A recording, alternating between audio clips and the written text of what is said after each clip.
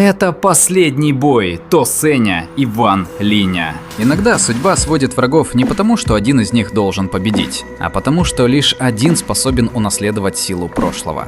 Именно такой момент наступил для Ван Линя и То Сэня. Пока весь дворец древней гробницы содрогался от потоков древней силы, Ван Линь продолжал неподвижно сидеть на каменном троне. Со стороны могло показаться, что ничего не происходит, но на самом деле внутри его тела шли изменения, которые могли изменить судьбу всего мира. Наследие Тусы продолжало сливаться с его телом.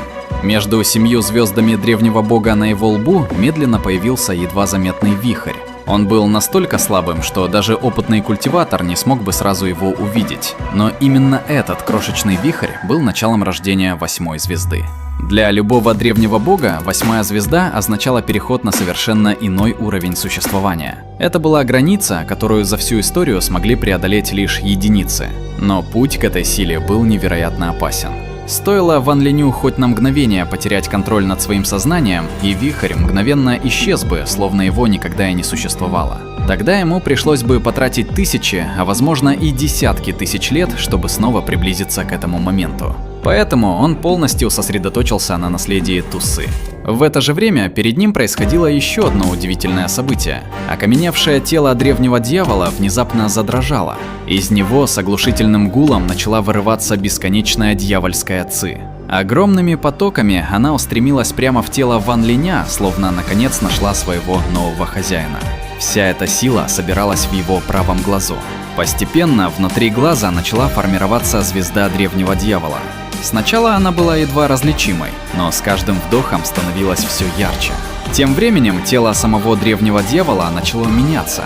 Каменная оболочка, покрывавшая его тысячи лет, постепенно осыпалась. Казалось, что вся жизненная сила покидает древнее тело и полностью переходит к Ван Линю. Однако опасность была совсем рядом. За огромной иллюзорной сетью, отделявшей дворец, медленно восстанавливался То Сэнь. Еще несколько мгновений назад его тело было почти уничтожено.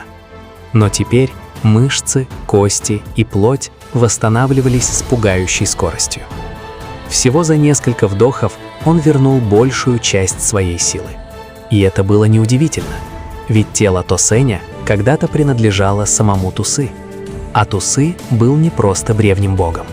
Он принадлежал к королевской крови и являлся потомком великого Ему. Будучи 8-звездным древним богом, он стоял всего в одном шаге от 9-й звезды, вершины, к которой стремилась вся раса древних богов. Когда-то ради этого прорыва Тусы решился использовать запретную технику разделения души. Эта техника позволяла создать темный осколок собственной души и значительно увеличить шанс достичь новой ступени силы. Но все пошло совсем не так. Техника вышла из-под контроля. Одна из демонических мыслей Тусы обрела собственное сознание. Так родился То Сэнь. Он был не чужаком. Он был частью самого Тусы. Частью, вобравшей в себя всю его ярость, гордыню и жажду власти. Именно поэтому То Сэнь всю свою жизнь стремился заполучить полное наследие Тусы. Но судьба распорядилась иначе. Наследником стал Ван Линь. И теперь их встреча была неизбежна. Как только То Сэнь сделал первый шаг во дворец, Ван Линь медленно открыл глаза. В этот момент весь зал погрузился в абсолютную тишину. Два наследника Тусы молча смотрели друг на друга. Им не нужны были слова. Оба понимали, что сегодня один из них потеряет все. Во взгляде Ван Линя вспыхнули молнии.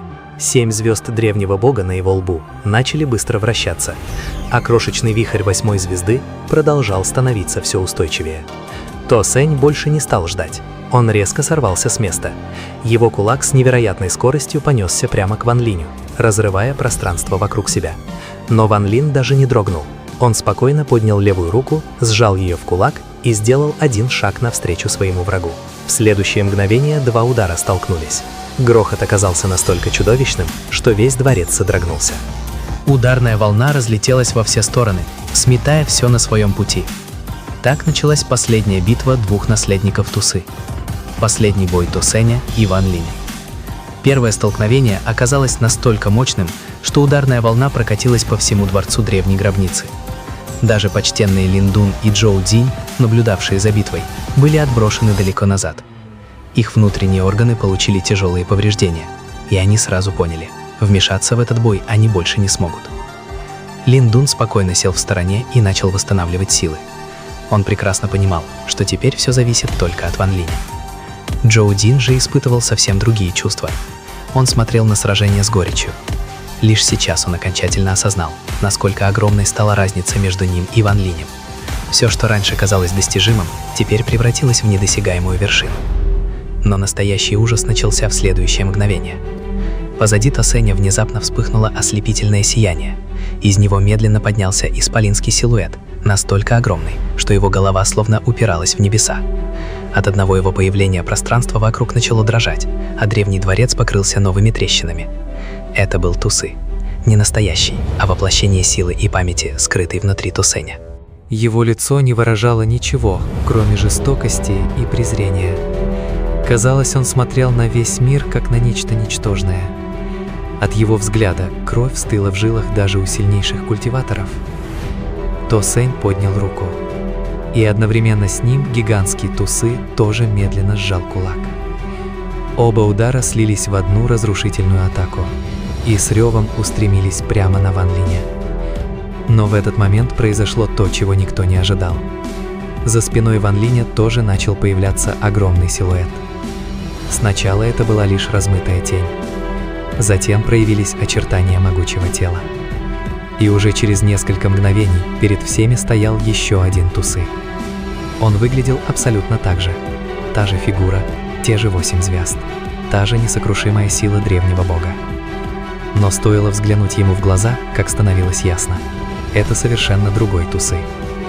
В его взгляде не было ярости или ненависти, только древняя мудрость, спокойствие и сила человека, который прошел бесчисленные испытания.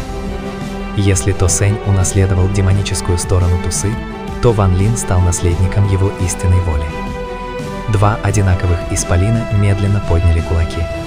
На мгновение время словно остановилось. Казалось, что даже само пространство затаило дыхание. Если бы над ними было настоящее небо, оно наверняка раскололось бы от этой силы. Если бы вокруг были облака, они бы разлетелись в разные стороны еще до начала удара. Это была не просто битва, это была карма, растянутаяся на тысячи лет. С одной стороны стояла демоническая воля, родившаяся из ошибки Тусы. С другой — его истинное наследие, которое выбрало Ван Линя. Два гиганта одновременно сделали шаг вперед. Их кулаки столкнулись.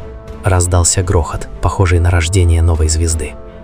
Пространство вокруг покрылось бесчисленными трещинами. Каменная платформа под ногами бойцов начала рассыпаться, а древние печати, существовавшие неизвестно сколько тысяч лет, одна за другой разрушались под чудовищным давлением. Но ни Ван Линь, ни То Сэнь не сделали ни шага назад. Каждый понимал, сейчас решается не просто исход боя, а определяется, кто станет истинным наследником Тусы. И пока два исполина продолжали обмениваться сокрушительными ударами, между бровей Ван Линя едва заметный вихрь продолжал вращаться. Он становился все плотнее, 8-я звезда была уже совсем близко, а значит, сила Ван Линя продолжала расти прямо во время битвы. То Сэнь тоже почувствовал эти изменения, и впервые за все сражение в его глазах промелькнула тревога.